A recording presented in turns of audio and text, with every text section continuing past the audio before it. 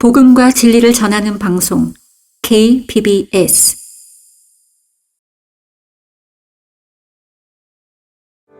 그리스도 안에 감추어진 지혜와 지식을 얻는 솔로몬의 지혜. 이 시간엔 하나님의 뜻을 실행하라, 경건에 이르도록 훈련하라는 제목으로 킹제임스 성경신학교 박승용 교수가 강의합니다. 네, 성경 구절 하나만 찾아볼 텐데요. 디모데전서 1장 12절 한번 보세요. 디모데전서 1장 12절. 아까 제가 찾으려고 했던 구절이 그 구절이 아닌데 12절 말씀이에요. 이걸 찾으려고 했었어요. 나는 내게 능력 주신 그리스도 예수 우리 주께 감사하노니 이는 그분께서 나를 신실하게 여기셔서 내게 직분을 맡기심이라 그랬습니다. 제가 주일학교 교사를 이제 할 때요, 이 한국 사람들의 특징이 더 그런데 겸손 아닌 겸손을 갖잖아요. 겸손 아닌 겸손, 자의적인 겸손인데 난 안 돼요, 나는 부족해 막 그러잖아요. 누가 뭐 시키게 되면. 근데 이 말씀을 딱 읽었을 때요, 제 마음이 얼마나 마음이 평안해졌고 얼마나 기뻤는지 모르는 거예요. 나는 나를 아무리 봐도 신실한 사람이 아니잖아요. 그렇잖아요.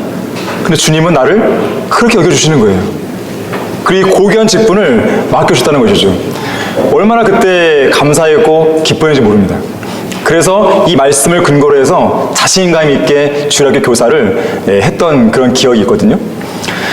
자, 우리는 하나님께서 우리를 누군가를 부르실 때 대단한 사람 부르시는 게 아니에요. 절대로 그렇게 생각하시면 안 돼요.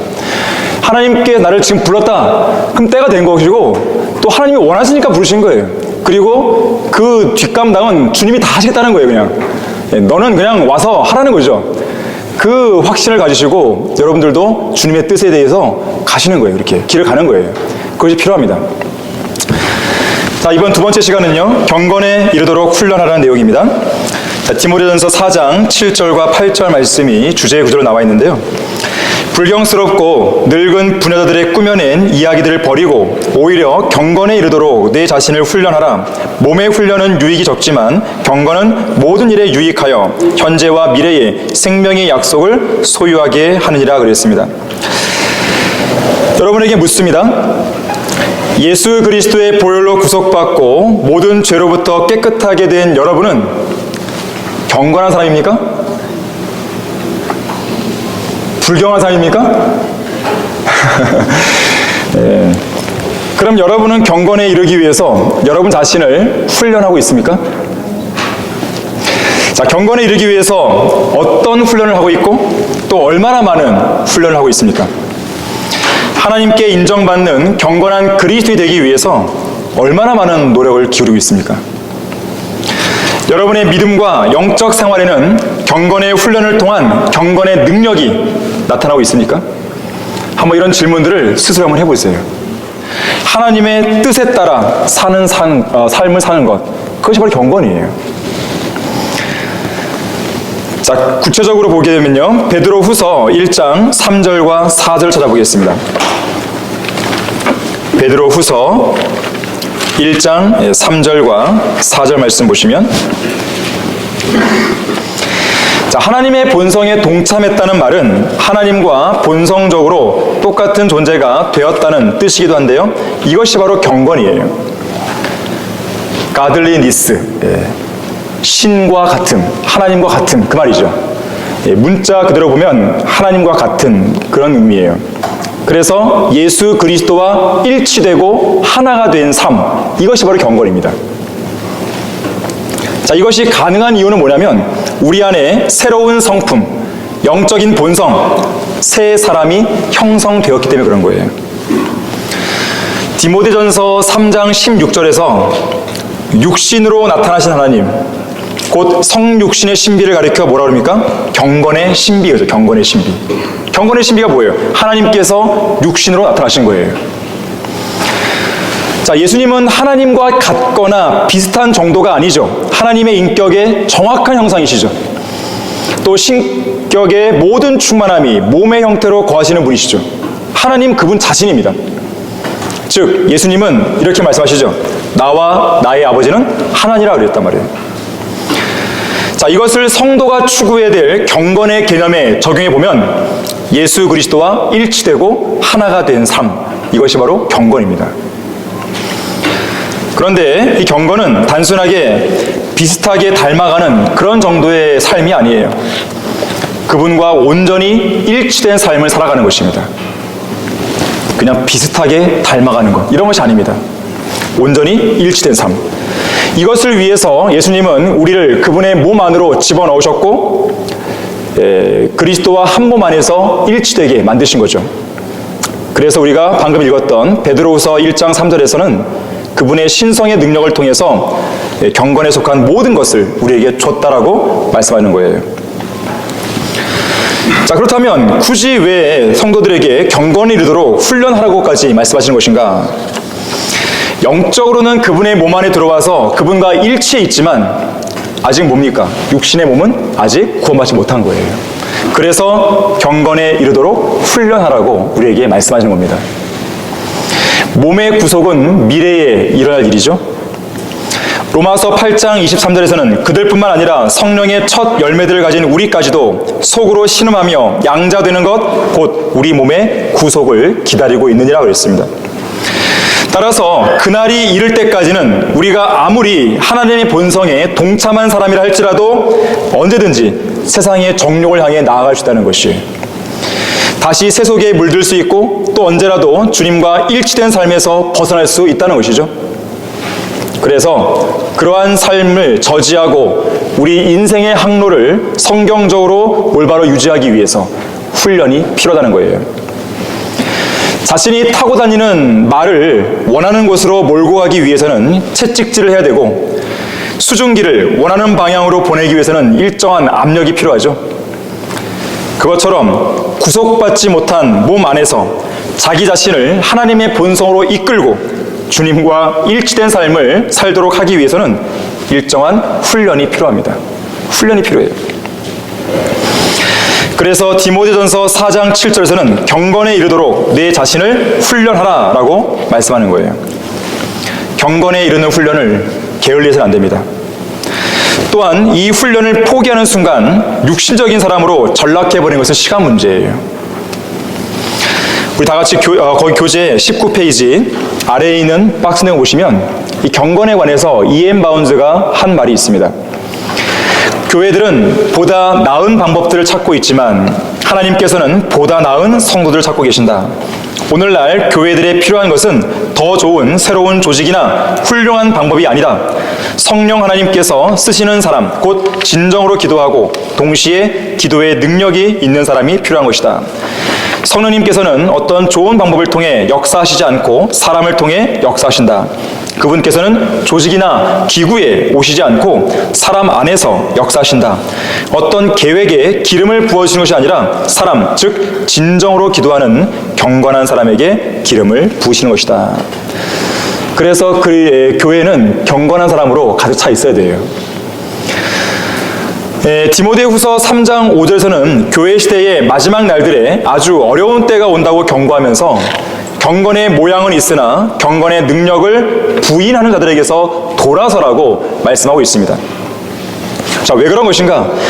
오늘날 배교가 만연한 이 마지막 교회 시대에는 이익이 경건이라 생각하는 그런 교회들과 목사들이 많기 때문에 그래요. 이익이 경건이라고 생각하는 것이죠. 이들은 이익과 연관된 숫자들을 자랑하기를 좋아합니다. 커다란 교회 건물, 부동산의 규모, 교인들의 수, 주체할 수 없을 정도로 넘치는 헌금 액수, 높은 인지도, 지명도, 유명세, 이런 것들이 이들의 경건함의 척도예요. 하지만 하나님께서는 무엇이라고 말씀하십니까? 우리 다 같이 요한계시록 3장 17절에서 19절을 보겠습니다.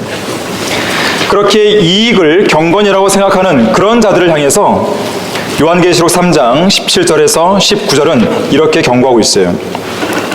내가 말하기를 나는 부자며 부요하고 아무것도 부족한 것이 없다고 하지만 너는 비참하고 가련하며 가난하고 눈멀고 헐벗은 것을 알지 못하노다 그랬어요. 이것이 하나님의 평가예요.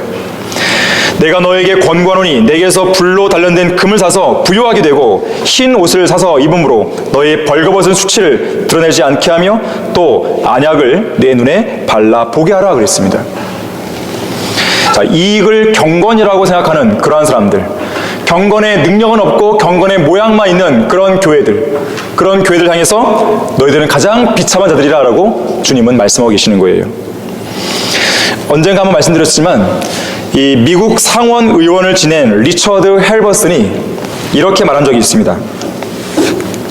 처음에 교회는 살아계신 예수 그리스도를 그 중심에 모신 사람들의 모임이었다. 순수한 모임이었다 이거죠. 그러나 그 후에 교회가 그리스로 이동해서 철학이 되어버렸고 교회가 철학이 된 것이에요. 그리고 로마로 옮겨가서는 교회가 제도화되었으며 그 다음에 유럽으로 넘어가서는 교회가 문화가 되어버렸다. 마침내 미국으로 건너와서는 교회가 기업이 되고 말았다 그랬어요. 기업. 여기에 어떤 사람이 덧붙이기를 미국에서는 교회가 기업이 되었지만 한국으로 와서는 대기업이다. 대기업. 자, 이런 것이 자기들의 참 모습을 감추기 위해서 외형적으로만 그럴듯하게 치장해 놓은 경건의 모양이에요. 이게 경건의 모양이에요. 이익이 경건이라고 생각하는 사람들은 경건의 모양만 갖추려 노력하는 것이에요. 겉으로만 그럴듯하게. 하지만 그들에게는 경건의 능력을 찾아볼 수 없어요. 경건의 능력은 이런 것들입니다. 세상과 타협하지 않는 능력이에요. 마귀의 유혹을 이길 수 있는 힘이에요. 경건의 모양만 있는 사람은요, 마귀의 유혹에 매번 넘어집니다. 반복되는 죄의 고리를 끊어낼 수 있는 그 역량이에요. 그게 바로 경건의 능력입니다. 믿음의 선한 싸움을 싸울 능력이에요. 과연 이 시대에 8만 개의 교회들이 있지만 믿음의 선한 싸움을 제대로 싸우는 교회가 과연 몇 개나 되겠어요? 그들은 경건의 모양만 있죠. 능력이 없어요. 싸울 수 있는 힘이 없습니다. 죄를 죄라고 악을 악이라고 부르질 능력이 없어요. 그래서 그들은 거리에서 설교를 못하는 거예요. 죄인들 향해서 당신들은 죄인이라고, 지금 구원받지 못하면 지옥 간다고 이렇게 말할 능력이 없습니다.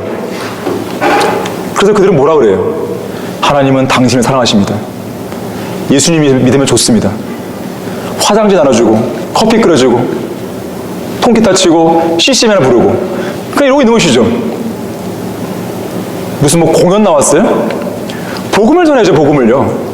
전도지를 들고 와야죠. 전도지는 없고 주보 같은 거 나눠주고 행복으로의 초대 뭐 이런 거 주고 구원의 복음을 전할 수 있는 그런 경건의 능력이 있어야 되는 것이죠. 또한 경건의 능력은요, 기도의 힘이에요. 기도의 힘이 있는 사람이죠. 또 경건의 능력은 열매를 맺는 능력이에요. 열매가 있습니다. 경건의 모양만 있기 때문에 잎사귀만 무성한 거예요. 열매가 없어요. 하나님은, 예수님은 잎사귀만 무성한 열매 없는 무화과나무를 저주하셨단 말이에요. 잎만 무성하죠. 여러분들은 잎만 매만지작거리는 그런 사람이 되면 안 됩니다. 정말 열매를 내야 돼요. 또한 경건의 능력은요, 어떤 것이 올바른 성경이고 무엇이 진리이고 무엇이 하나님의 사역인지 성경적으로 분별할 역량이 있는 거예요. 그래서 경건의 모양만 번지르르하게 있는 세상 교회들은 무엇이 교회이고 무엇이 사역이고 무엇이 성경인지 모르는 거예요. 속고 있는 것이죠. 그저 교회만 왔다 갔다 하는 것이죠. 교회에서 마련해 놓은 그런 행사들에 참여하는 것이죠. 얼마 전까지만 해도 부활절 아니에요. 부활절을 하기 위해서 부활절 달걀을 엄청 삶죠. 부활절 달걀하고 주님 믿는 거 뭔 상관이 있어요 도대체.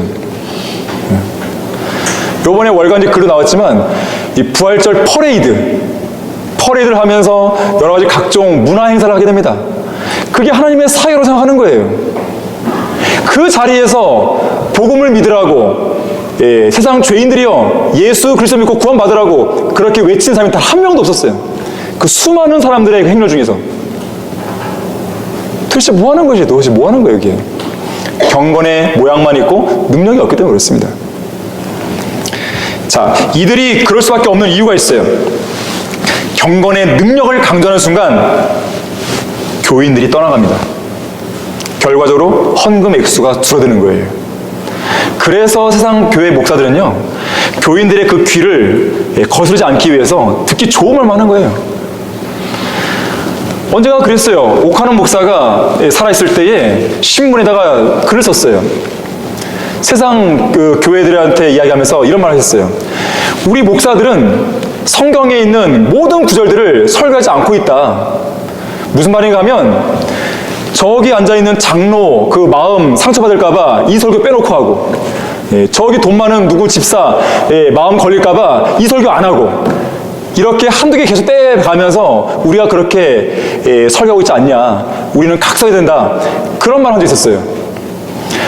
오카노 목사 그러면 그래도 이 나라에서 좀 인정받는 사람 아니에요? 저는 그 기사를 보고요 되게 씁쓸했어요. 이 나라가 이 정도밖에 안 되는 거구나. 여러분이 결국 그래서는 안 됩니다. 하나님께서 원하시고 하나님께서 기뻐하시는 어떤 말씀이 있다면, 그 뜻이 있다면, 또 어떤 전할 말이 있다면 있는 그대로 전하시는 거예요. 그냥 그것이 우리의 몫이에요. 빼고 더하고는 우리의 몫이 아닙니다. 주님께서 하라는 대로만 하면 되는 것이죠. 자, 그것이 경건의 능력이에요. 하지만 성경은 그런 배교자들의 생각과는 정반대로 이익이 경건이 아니라 경건이 모든 일에 유익하다고 말씀합니다. 디모데전서 4장 8절에서 몸의 훈련은 유익이 적지만 경건은 모든 일에 유익하여 현재와 미래의 생명의 약속을 소유하게 한다고 했어요. 자, 그러니까 경건이라고 하는 것은 현재의 생명뿐만 아니라 다가올 생명에까지 유익한 것이죠. 자, 그래서 경건은 현생에서 직면하는 여러 가지 문제들로부터 우리를 지켜주는 힘이 됩니다.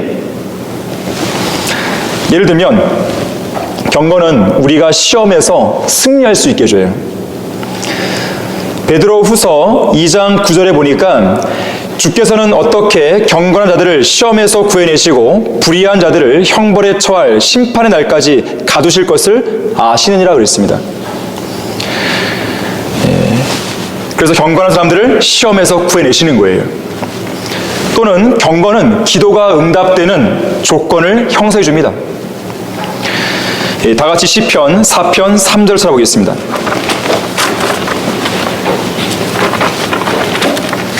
시편 4편 3절입니다.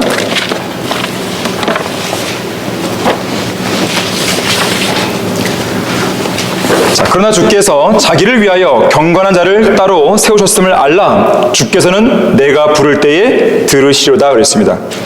경건한 자의 부르짖음을 들으시는 것이죠. 자, 시험에서 승리하게 해주고 기도의 응답의 조건도 형성시켜 주시고, 자, 그래서 이렇게 현재에 유익을 주는 거예요. 뿐만 아니라 장차 우리가 누리게 될 영원한 삶을 보다 더 풍요롭게 해주는 것이죠. 자, 그래서 경건은 좀이나 녹이 해치지 못하는 보물 창고예요.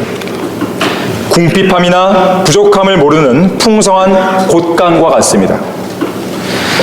다시 말하자면 이 세상 그 어느 것보다도 가장 큰 이익을 보장해 주는 것이 바로 경건이에요.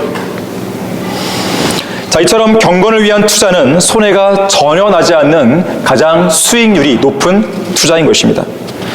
하나님께서는 영원한 생명을 보장받은 성도들이 이 커다란 이익을 놓치는 것을 원하시지 않습니다. 자, 그래서 우리에게 경건에 이르도록 훈련하라고 명령하시는 거예요. 사람들은 오래 살려고 또 건강하게 살려고 운동을 열심히 하잖아요. 헬스도 가고 한단 말이에요. 자신의 몸을 훈련시키기 위해서 규칙적으로 운동합니다. 자, 하지만 우리는 육체를 훈련시키고 단련시키는 것보다 훨씬 더 많이, 그리고 더 자주 반복해서 경건의 훈련을 해야 되는 거예요. 과연 여러분은 경건에 이르기 위해서 얼마나 많은 훈련을 하고 있습니까? 경건의 훈련을 위해서 얼마나 많은 시간과 노력을 쏟아붓고 있어요? 이 세상에서요, 최고의 자리에 올라선 운동선수들은 그 자리에 이르기 위해서 엄청난 훈련량을 소화합니다. 이 올림픽에서 금메달을 따는 그런 선수들은요, 그냥 그 자리에 올라간 게 아니에요. 엄청난 땀을 흘리는 거예요. 미국의 수영 선수 마이클 펠프스는요, 120년이 넘는 올림픽 역사상 전 종목을 통틀어서 최고의 선수로 손꼽혔습니다. 그가 올림픽에서 획득한 금메달만 23개였고 2008년 베이징 올림픽만 해도 8개의 금메달을 수상했어요. 8관왕. 이 사람의 운동 연습량을 보니까 타의 추종을 불허하는데 특히 그는 모든 고된 훈련을 즐길 만큼 전형적인 노력형 천재라고 불렸어요. 11살 때 밥 보우먼이라는 코치를 만난 이후에 처음 5년 동안 단 하루도 쉬지 않고 오직 수영 훈련에만 매진했다 합니다. 정확히 말해서 1852일 동안 5년하고도 27일의 기간 동안 오직 수영에만 매달린 거예요. 이런 혹독한 훈련이 수영 천재 펠프스를 만든 것이죠. 그는 하루에 2번 총 6시간씩 일주일에 6번 운동했고 매일 13km의 거리를 수영했다고 합니다. 또한 미국 NBA 역사상 최고의 농구 선수 중 하나로 손꼽히는 코비 브라이언트는 아침 4시에 기상해서 운동장 트랙을 돌았어요. 100m 거리는 무조건 전력 질주를 했고 200m에서 400m 정도의 거리는 조깅을 했습니다. 5시 30분부터는 체육관에서 훈련을 시작했는데요. 하루에 1,500개 정도의 슛 연습을 매일같이 했다고 그래요. 그 이후에는 2시간 동안 달리기 훈련을 했고 2시간 동안은 농구에 관한 기술 훈련, 1시간은 복싱, 1시간은 웨이트 트레이닝을 했습니다. 그 이후에는 1대1 농구 시합을 했는데 이 훈련은 자신이 상대방을 이길 때까지 했다고 그래요. 그런가 하면 20년이 넘도록 복싱계의 정상을 지켰고 50전 50승 무패의 기록이라는 이 경이로운 기록을 세운 그리고 5체급을 석권한 미국의 권투 선수 이 플로이드 메이웨더가 있습니다. 이 사람은 하루에 2번 6시간씩 훈련했는데 체력과 다리 힘을 단련하기 위해서 도로를 달리면서 하는 훈련인 이 로드 워크를 매일 11km씩 했다고 해요. 앉았다 누웠다를 반복하는 복근 운동을 매일 700회씩 했고 1만 번 이상의 펀치 연습을 매일같이 했다고 그래요. 더욱 놀라운 사실은요, 이런 최고의 자리에 오른 선수들이 운동선수로 성공을 거둔 뒤에도 그 성공으로 얻은 부와 명성을 그냥 즐기고 누린 게 아니라 더 큰 성공을 위해서 자신의 몸을 단련하고 훈련하는데 그들이 쌓았던 그 재물을 또 투자했다 그래요. 한 말 다 했죠 뭐. 세상 사람들도 유익이 적다고 말씀하는 몸의 훈련을 위해서 이렇게 많은 시간과 노력을 쏟아붓는데 여러분들은 경건의 훈련을 위해서 얼마나 많은 시간을 쏟아붓고 있습니까? 경건의 훈련에 많은 시간과 노력을 쏟아붓는 성도에게는 반드시 유익이 있습니다. 특히 경건의 능력이 나타나는 것이에요. 경건의 능력은 내가 억지로 해서 나타내야지 해야지 그래서 나오는 게 아니에요. 여러분이 그냥 거리설교에서 막 설교합니까? 구령하러 나가면 막 됩니까 그냥 그게? 경건의 능력이 뒷받침돼야 되는 것이에요. 그게 안 되면 나가서 못합니다. 막 두려워 떨죠. 전도지 한 장도요 막 벌벌 떨면서 못 나가줘요. 심장 떨려갖고. 경건의 능력이 필요한 거예요. 여러분들이 말씀과 기도로 무장해보세요. 진리의 지식으로 무장해보세요. 사람이 안 두렵습니다. 두렵지 않아요 정말로. 상대방이 어떠한 지식이 있든지 두렵지 않습니다. 말씀을 내가 무장했기 때문에 경건의 능력이 자리를 잡은 거예요. 자, 그런 사람이 되어야 됩니다. 자, 그러면 어떻게 훈련할 것인가? 경건의 훈련을 위한 첫 번째 걸음은 자기 자신을 철저히 죽은 것으로 여겨야 됩니다. 난 죽었다 이거죠. 그리스도인은 3가지에 대해서 죽은 사람이에요. 첫 번째, 죄에 대해 죽었어요. 죄. 로마서 6장 11절에서 이와 같이 너희도 너희 자신을 정령 죄에게는 죽은 자요 예수 그리스도 우리 주로 말미암아 하나님께는 산 자로 여기라 그랬습니다. 내 몸 살아있는데요? 아니에요. 죽으라고 여기는 거예요. 죽으라고 여기라는 거예요. 내 몸이 살아있다고 하지 말고 죽은 걸로 여기라는 것이죠. 이미 2000년 전에 예수 그리스도와 함께 십자가에 같이 못 박힌 거예요. 죽어버린 거예요. 나의 옛사람은 죽은 거예요. 끝장난 것입니다. 그 옛사람은 더 이상 나를 주관할 수 없어요. 갈라디아서 5장 24절에서는 자아에 대해 죽으라 했어요. 자아에 대해서. 그리스도께 속한 사람들은 육신을 그 욕정과 정욕과 함께 십자가에 못 박았다 그랬습니다. 자아에 대해 죽은 거예요. 또한 세상에 대해서 죽었습니다. 갈라디아서 6장 14절에서 그러나 나에게는 우리 주 예수 그리스도의 십자가 외에는 결코 자랑할 것이 없나니 그로 인하여 세상이 나에게 십자가에 못 박히고 나도 세상에게 그러하니라. 자, 죄에 대해서, 자아에 대해서, 세상에 대해서 우리는 죽은 겁니다. 죽었다는 게 뭐예요? 반응을 안 한다는 거예요. 죄에 대해 죽었다는 것은 죄에 대해 반응을 안 하는 거예요. 죄의 유혹이 왔을 때, 아, 나는 죽었어. 그렇게 선언한 순간 내가 죄를 짓지 않을 수 있는 거예요. 죄를 이기는 것이죠. 자, 이렇게 죽은 것으로 여겨야 되는데, 자, 그러면 죽은 것으로 여기는 것이 경건에 이르는 훈련과 무슨 상관이 있는 것인가? 이렇게 물을 수 있는 사람이 있을 것이에요. 처음에 우리가 경건이 뭐라 그랬습니까? 예수님과 일치한 거예요. 예수님과 일치했다는 말이 뭐예요? 내가 예수님과 함께 죽었고 장사됐고 또 살아난 거잖아요. 그 경험이 내 경험이 된 거예요. 그래서 우리가 물침례를 받는 거죠. 예수님과 죽었고 장사됐고 물속에 잠긴단 말이에요. 그리고 살아났습니다. 그걸 보여주는 거예요. 우리 안에 일어난 영적인 변화를 물침례를 통해서 보여주는 거예요. 나는 이렇게 구원 받았습니다라고 간증하는 것이죠. 자, 우리는 예수님의 죽음과 장사와 부활이 내 것이 된 것이에요. 주님과 딱 일치된 것이죠. 그래서 죽으라고 하는 거예요. 죽은 것으로 여기라고 말하는 것이죠. 자, 육신을 죽은 것으로 여겨야 육신이 요구하는 것을 과감하게 거절할 수 있습니다. 그렇게 할 때 하나님의 본성에 동참하는 자로 살게 돼서 경건한 삶을 영위할 수 있는 거예요. 여러분은 이 시간 이후로 선언하셔야 돼요. 과거에 더러운 죄를 지었던 나는 이미 죽었다 이거죠. 과거에 밥 먹듯이 거짓말하던 나는 죽었다 이거죠. 옆에 있는 지체들을 미워하고 증오하던 나는 죽었다 이거죠. 교만하고 자기 자랑만 하는 나는 죽은 거예요. 이기적이었던 나는 죽은 것이죠. 게으르고 돈과 시간을 낭비하던 나는 죽은 거예요. 음란한 생각과 음란한 행동을 즐기던 나는 죽은 것이죠. 게임과 세상 오락을 즐기던 나는 죽은 것이죠.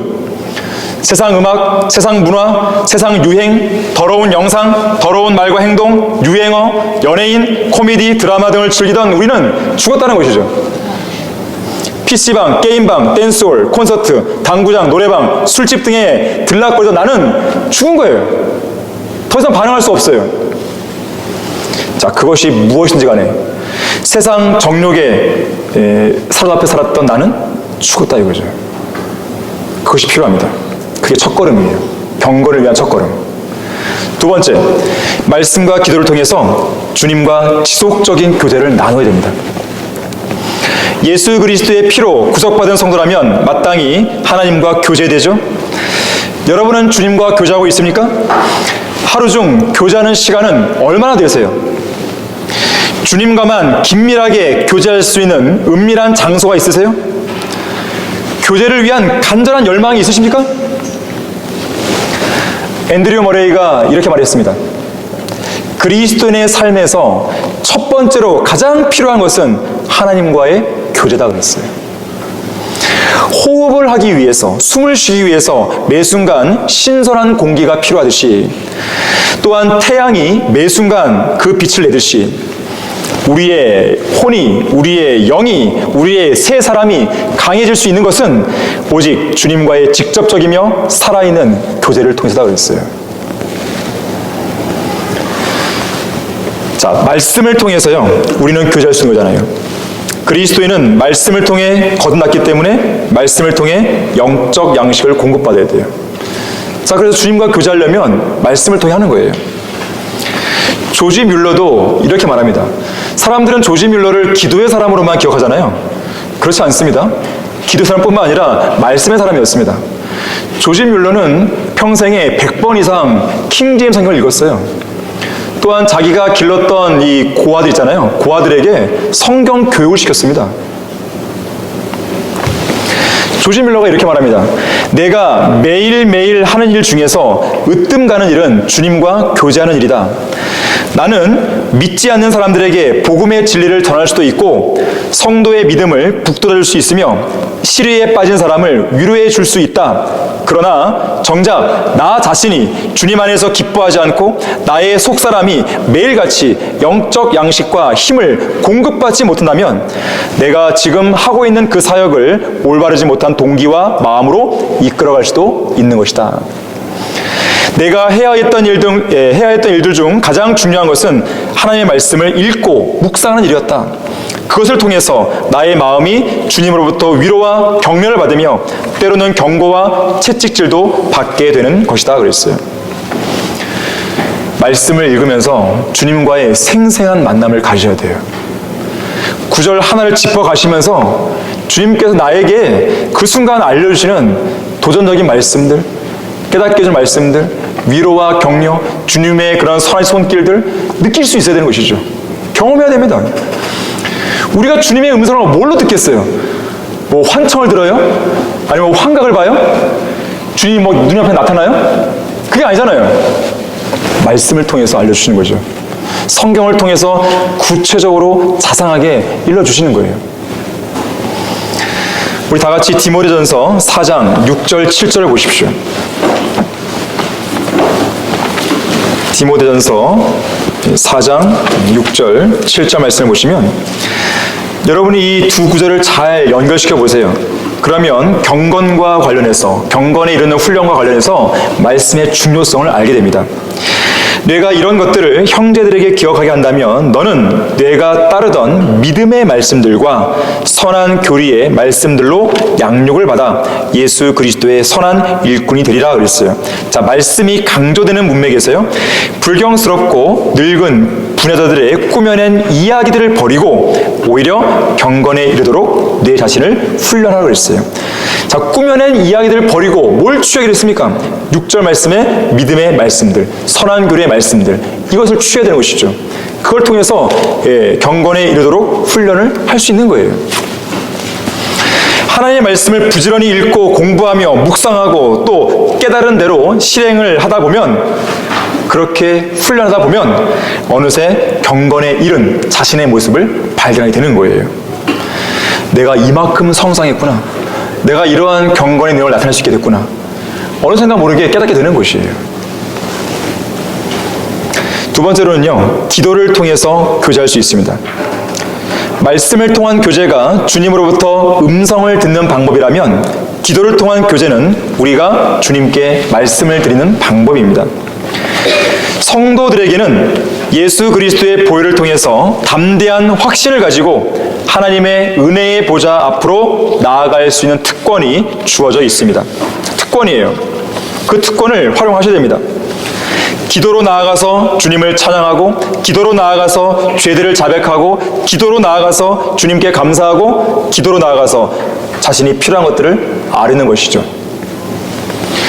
성도들은 하나님께 필요들을 아뢰일 때 모든 필요를 공급받고 모든 감사와 영광을 주님께 돌려드리는 거예요. 이 찬송과 영광을 주께 385장의 제목이 내 기도하는 그 시간이에요. 그런데 영어 원 제목을 보게 되면 이 Sweet Hour of Prayer입니다. 기도하는 시간이 그토록 달콤하다는 것이죠. 즐겁다는 것이죠. 내 기도하는 그 시간, 그때가 가장 즐겁다.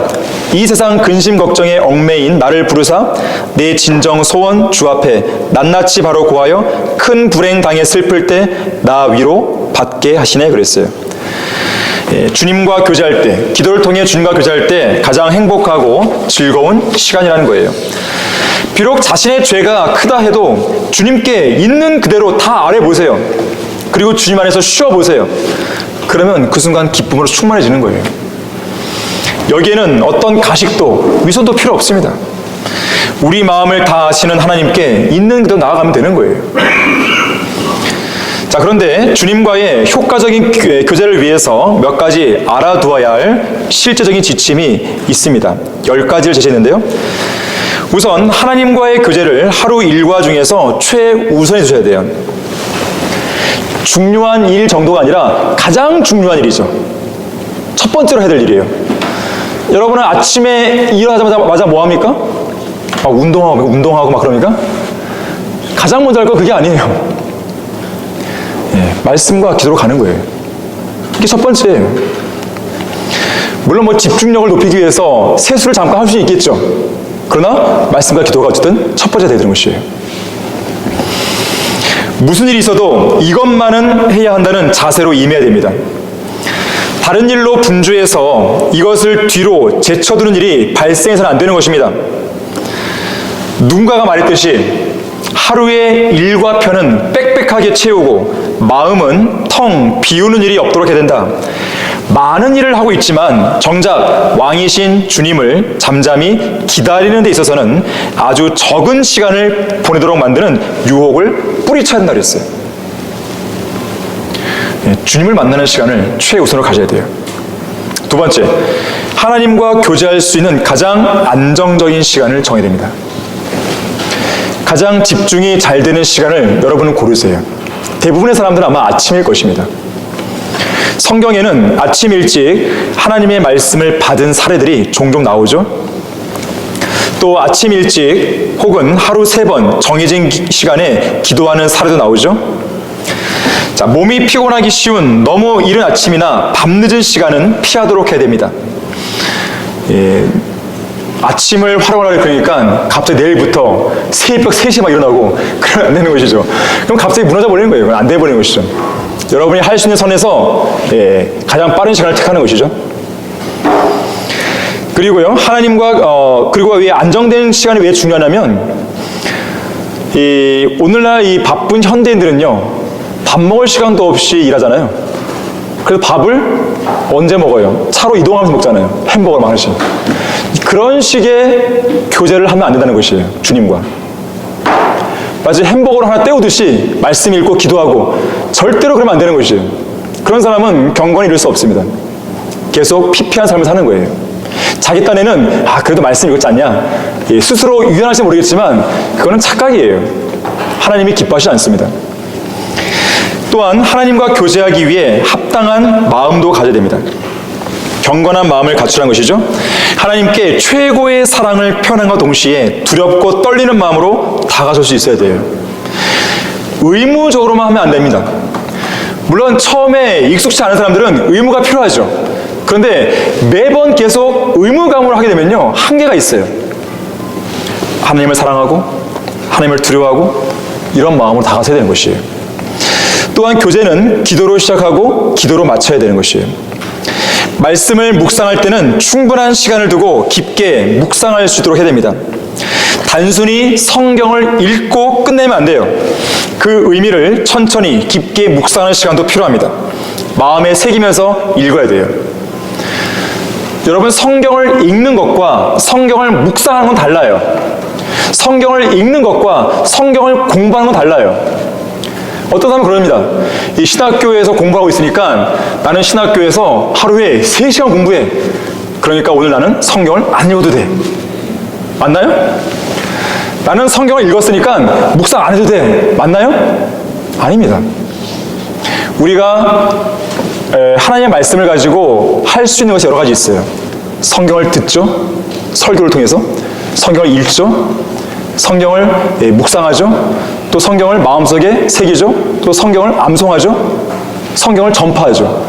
이런 모든 과정들은요, 어느 것 하나가 다른 걸 대체할 수 있는 게 아니에요. 내가 오늘 성경을 읽었으니까 난 전파 안 해도 돼. 나 읽었으니까 공부 안 해도 돼. 그 말이 아닙니다. 각각을 다 하는 거예요. 여러분이 할 수 있는 선에서 다 하는 것이죠. 다음으로는 중요한 구절들, 또 영적 생활에 필요한 구절이 있으면 메모해 두세요. 깨달은 말씀과 묵상한 말씀을 기록하는 것은 매우 유익한 일입니다. 하지만 기록 자체가 목적이 되면 안 되겠죠? 기도 노트도 함께 활용해야겠죠. 또한 자신에게 가장 적합한 자세를 찾으면 됩니다. 무릎 꿇고 할 수도 있지만 꼭 그렇게 할 필요 없어요. 난 다리가 막 아픈데 굳이 막 내가 해야겠다고 억지로 막 무릎 꿇고 한다. 그러면 아니죠. 그럼 기도 안 돼버립니다. 여러분이 가장 잘할 수 있는 최적의 자세를 가지고 해야 돼요. 하지만 누워서는 하지 마세요. 바로 잠들죠. 의미가 없습니다. 여러분이 가장 좋은 안정된 자세에서 주님과 최고로 교제를 할 수 있는 그 자세를 취해서 하는 거예요. 또 교제하는 중에 마음이 분산되거나 엉뚱한 생각들에 사로잡히지 않도록 주의해야 됩니다. 그 말은 뭐냐면 방해 요소들을 사전에 차단해야 됩니다.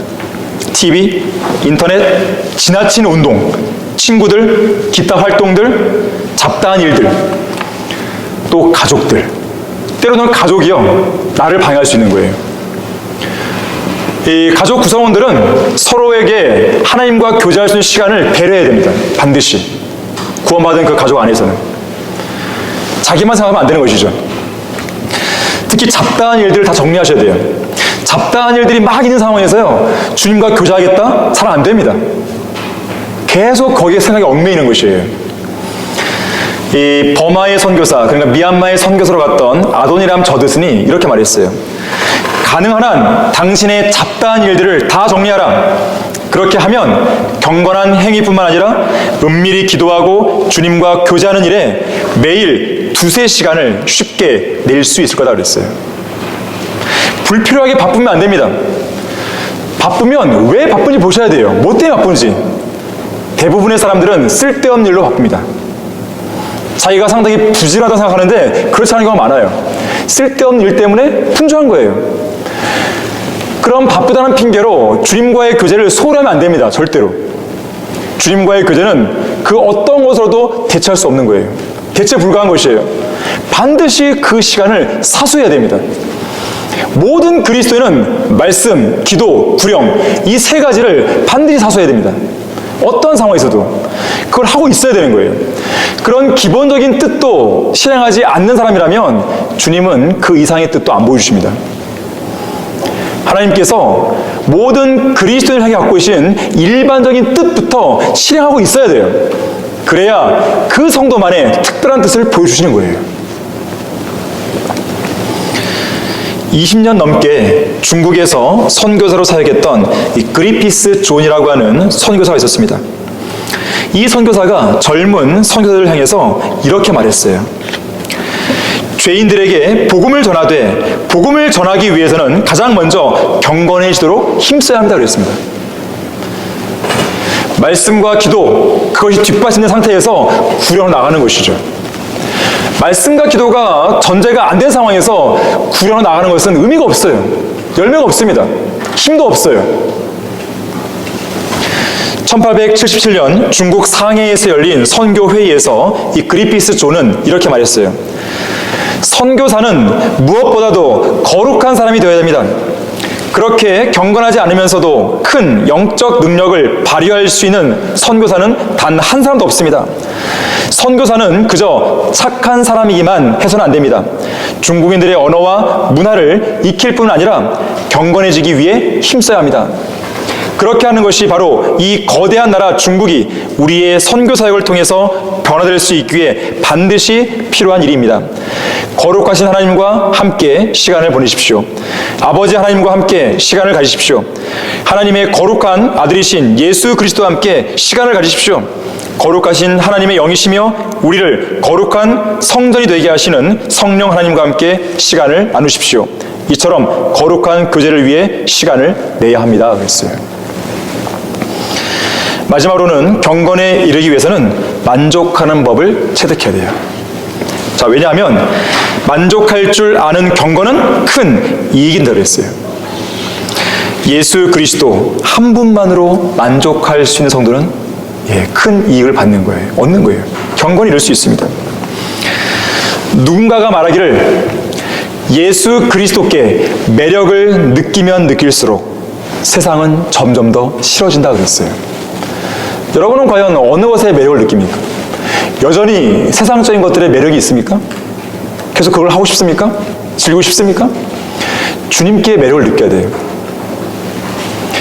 시편 17편 15절에서 나는 의 가운데서 주의 얼굴을 보리니 내가 깨면 주의 모습으로 만족하리이다. 여러분이 이것을 영적으로 적용해본다면 여러분이 아침에 눈을 떴을 때 주님을 만나러 가는 거죠. 말씀과 기도를 통해서. 그걸로 만족을 얻는 것이에요. 믿음의 사람 조지 휘필드가요, 마지막 숨을 거두면서 했던 말이 바로 이것이었어요. 시편 17편 15절 이 말씀이었어요. 여러 차례 이 말씀을 반복하면서 내가 만족하리다, 내가 만족하리다 그러면서 숨을 거뒀다 그래요. 사도 바울은 어떤 상황에서도 만족하는 법을 배운 사람이었죠. 왜냐하면 그가 주님께서 자신의 모든 것임을 알았고 또한 능력 주시는 그리스도를 통해서 모든 것을 할 수 있음도 깨달았기 때문에 그렇습니다. 어떤 상태에서든지 주님과의 교제를 기뻐할 줄 아는 성도는 자유롭고 행복할 수 있습니다. 세상의 어떤 것으로부터도 영향을 받지 않는 것이죠. 하지만 오늘날 현대인들은 만족할 줄 모릅니다. 그들에게는 먹을 것과 입을 것이 있으면 이것들로 만족하라는 성경 말씀이 실로 무색하고 고리타분한 이야기로 들리는 거예요. 그들 안에는 절대로 채워지지 않는 욕구로 가득 차 있습니다. 전도서 5장 10절에서는 이렇게 말씀하죠. 은을 사랑하는 자는 은으로 만족하지 못하며 풍요를 사랑하는 자는 증식으로 만족하지 못하리니 이것도 헛되도다 그랬습니다. 하지만 꼭 돈이 있어야 만족하는 것은 아닙니다. 반드시 힘과 권력이 있어야 만족하는 것은 아니에요. 돈과 권력은 잠시 살다가는 이 세상에서 순간의 만족은 줄지언정 영원한 만족을 주지 못합니다. 러크만 목사님이 이런 말을 했어요. 지옥에서 탈출하는 편은 돈으로 살 수 없다. 정결한 여인의 사랑 돈으로 살 수 없다. 자신의 아이 돈 주고 살 수 없다. 마음의 평화, 죄에 대한 용서 또한 돈으로 살 수 없다. 돈으로 살 수 있는 것들 대부분은 그것을 하나님의 일을 위해 쓰지 않고 또 하나님께 드리지 않는다면 쓰레기에 불과하다. 썩어 없어질 쓰레기인 것이다. 하나님의 선물은 절대로 돈 주고 살 수 없다 그랬어요. 과연 얼마나 돈을 많이 벌어야 사람은 만족할까요? 얼마나 더 큰 권력을 지녀야 만족할까요? 미국의 억만장자 이 하워드 휴즈라는 사람이 있었어요. 하워드 휴즈.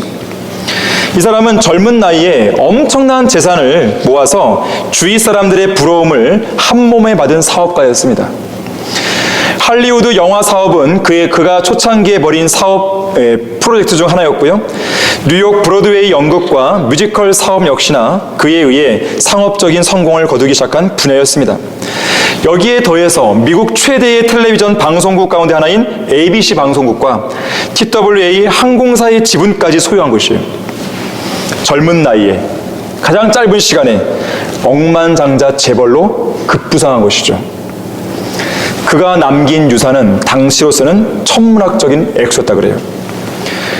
그런 그에게 어떤 기자가 찾아와서 이렇게 물었습니다. 사람이 행복해지려면 얼마나 돈을 더 벌어야 한다고 생각합니까? 그때 그 사람이 이렇게 말했어요. 무조건 지금보다 더 가져야 행복합니다. 그랬어요. 얼마나 더 가져야 얼마나. 예. 계속 이 사람 욕심을 채우려고 하는 것이죠. 바꾸어 말하면 인간은 아무리 가지고 또 가져도 행복해질 수 없는 거예요. 인간의 욕망은 절대로 채우지 않습니다. 성경적인 진리예요. 잠언 27장 20절에서 지옥과 멸망은 결코 가득 차지 않으며 사람의 눈도 결코 만족함이 없다 그랬어요. 인간의 탐욕스러운 눈과 마음을 채울 수 있는 것은 아무것도 없습니다. 사람들이 하루에 2시간에서 7시간씩 바보상자인 TV를 보고 좀 더 작은 바보상자인 스마트폰을 보고 그렇게 시간을 낭비하는 이유가 뭔지 아십니까? 아무리 그걸 봐도 또 봐도 만족이 안 되는 거예요. 그래서 세상 이 연예계 사업을 하는 사람들은요, 인간의 그런 정욕을 채우기 위해서, 인간의 눈을 만족시키기 위해서요, 더 자극적인 것, 더 리얼한 것, 이런 것들을 내는 것이에요. 그걸 만들기 위해서 아주 혈안이 되는 것이죠. 그게 바로 세상입니다. 결론적으로요, 아이작 바로우라는 사람이 이렇게 말했습니다. 거기 교재에 나오는데요. 경건은 모든 것을 위로와 기쁨으로 변화시키는 놀라운 덕이 있다. 사실상 경건한 사람을 악에 빠뜨리거나 낙담케 할 수는 없다 그랬어요. 그는 슬플 때도 기뻐하고 부족할 때도 온전케 되며 무시를 당해도 욕하지 않고 짐을 지고 있어도 힘들어하지 않으며 의무를 특권으로 생각하고 실수가 오히려 성숙의 계기가 되고 죄를 범할 때도 그 범죄를 계기로 더욱 거룩해지는 비결을 알고 있다. 그러나 이와는 반대로 불경건한 사람은 모든 상황을 더 악화시키고 모든 선한 일들을 죄로 오염시키며 인생의 모든 평안과 편의를 도리어 불안과 불편으로 이끄는 길을 갈 따름이다 그랬어요. 자, 경건이 주는 능력을 보셔야 돼요. 자, 결론적으로 거기 22페이지의 마지막 박스 보시면요, 사도 베드로는 하나님께서 경건치 못한 자들과 죄로 가득 찬 이 우주를 불로 소멸하실 것에 대해 경고하면서 거룩한 행실과 경건에 있어 어떠한 사람들이 되어야겠냐고 마지막 날들을 살고 있는 우리에게 묻고 있습니다. 우리는 이 질문에 대해서 확실하게 답변해야 돼요. 경건의 모양으로 대충 얼버무리면 안 되고 경건의 훈련을 통해서 습득된 경건의 능력을 나타냄으로써 응답해야 되는 것입니다. 이것이 바로 복된 소망이신 예수 그리스도의 다시 오심을 기다리는 경건한 성도들의 합당한 자세인 것이에요. 자, 그것이 우리의 삶에 정착되어야 되는 것이에요.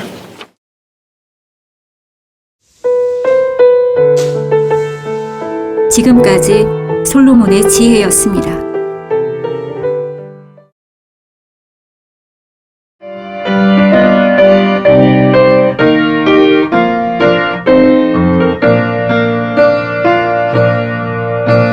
복음과 진리를 전하는 방송 KBS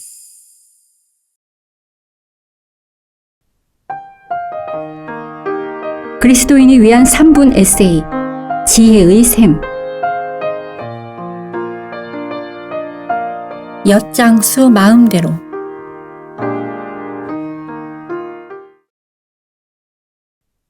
엿장수 마음대로. 어릴 적 학교를 파하고 집에 있으면 한낮의 정적을 깨고 들리는 반가운 소리가 있었습니다. 찰캉찰캉거리는 엿장수의 가위 소리였습니다.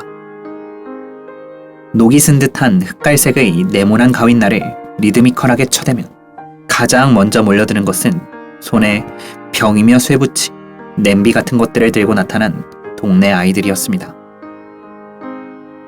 엿장수는 말이 필요 없었습니다.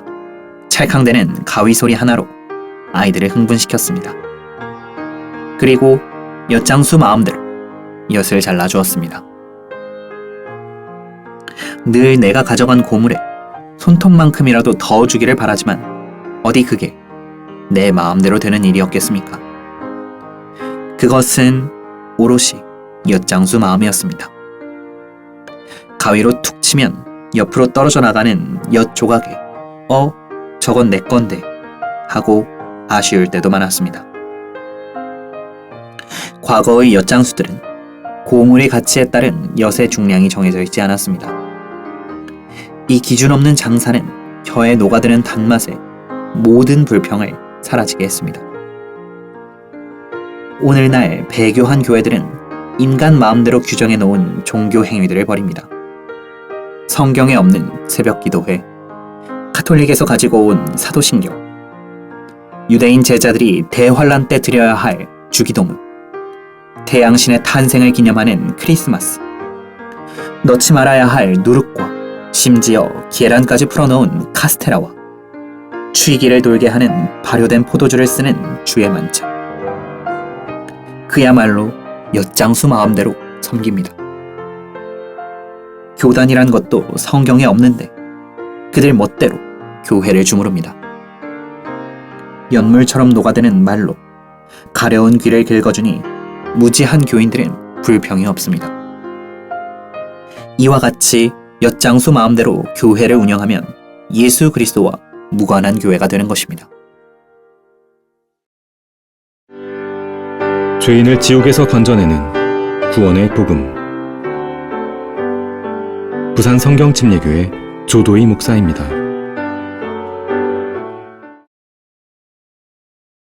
예수 그리스도께서는 잃어버린 자를 찾아 구원하기 위해 이 땅에 오셨습니다.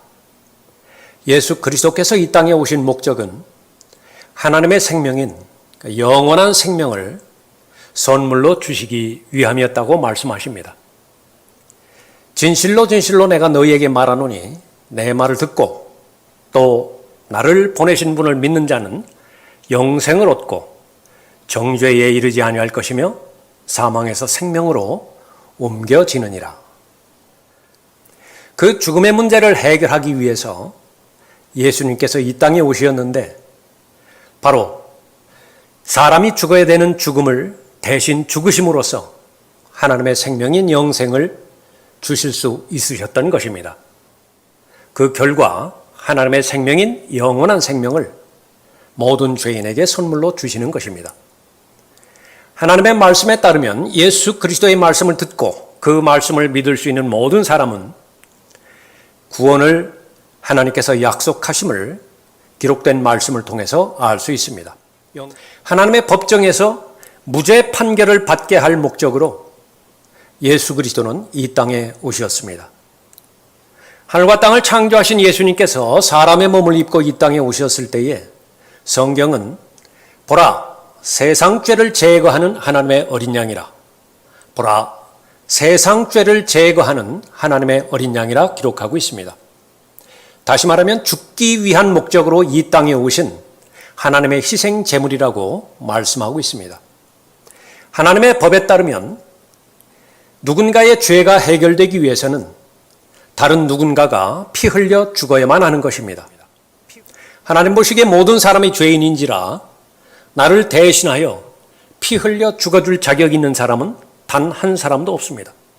유일하게 예수 그리스도만이 아무런 죄가 없는 하나님의 어린 양이시기에 모든 죄인을 대신하여 죽어줄 자격이 있는 하나님이시었습니다.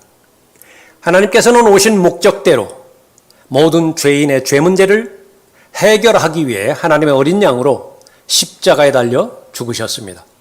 자신의 모든 피를 다 쏟아내 죽으신 결과 모든 사람의 죄 문제가 다 해결되었습니다. 그 사실을 입증한 것이 성경의 예언대로 셋째 날에 부활하신 것입니다. 예수 그리스도께서 나를 위해 죽으셨고 묻히셨다가 성경의 예언대로 셋째 날에 부활하셨다는 사실을 믿을 때에 하나님의 약속에 따라 여러분은 구원받을 수 있는 것입니다.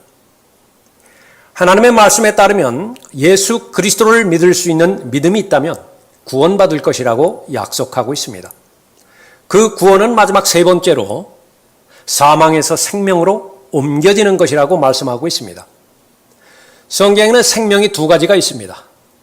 70년, 80년 사는 육신의 생명이 하나가 있고 하나님의 생명인 영원히 사는 영생이 있다고 기록하고 있습니다. 사망도 마찬가지입니다. 성경에 두 가지 사망이 있습니다. 교통사고나 암으로 죽게 되었을 때에 혼이 몸에서 분리되어지는 첫 번째 사망이 있고 또 그 혼이 불과 유황으로 타는 못에 참여하는 둘째 사망이 있다라고 기록하고 있습니다. 사람의 몸은 96가지 흙의 원소로 이루어졌기에 죽으면 흙으로 돌아갑니다. 그러나 혼은 물질로 이루어진 것이 아니기에 하나님의 심판을 받아 꺼지지 않는 지옥불에 던져져 영원히 고통당하는 것이라고 하나님께서는 말씀하고 있는 것입니다. 예수 그리스도를 믿을 수 있는 믿음이 있다고 한다면 예수님의 약속에 따라 그 둘째 사망에서 다시 말하면 지옥의 영원한 형벌로부터 구원받을 것이라고 약속하고 있습니다. 세 가지 사실을 믿을 수만 있다면 주 예수 그리스도를 믿는 것이고 그 결과 영생을 얻을 뿐만 아니라 정죄받지 않고 사망에서 생명으로 옮겨지는 것입니다. 첫 번째는 내가 하나님 앞에 죄인임을 인정하는 것입니다. 두 번째는 죄 문제를 해결하지 못하고 죽을 경우 하나님의 심판을 받아 꺼지지 않는 지옥불에 던져져 영원히 고통당하리라는 하나님의 경고를 받아들이는 것입니다. 세 번째는 예수 그리스도만이 나의 죄 문제와 죽음의 문제를 해결할 수 있는 유일한 하나님으로 믿고 마음에 영접하는 것입니다. 예수 그리스도만이 하나님의 심판의 문제와 지옥의 영원한 형벌의 문제를 해결할 수 있는 유일한 하나님으로 믿고 마음에 영접하는 것입니다. 이 방송을 보고 구원을 받기 원하시거나 진리의 말씀을 더 알고 싶은 분들은 서울 전화 2665-3743, 2665-3743 성경침례교회로 문의 주시면 됩니다. 또한 인터넷 홈페이지 성경침례교회를 검색하시면 다양한 서적들과 사역들을 만나보실 수 있습니다.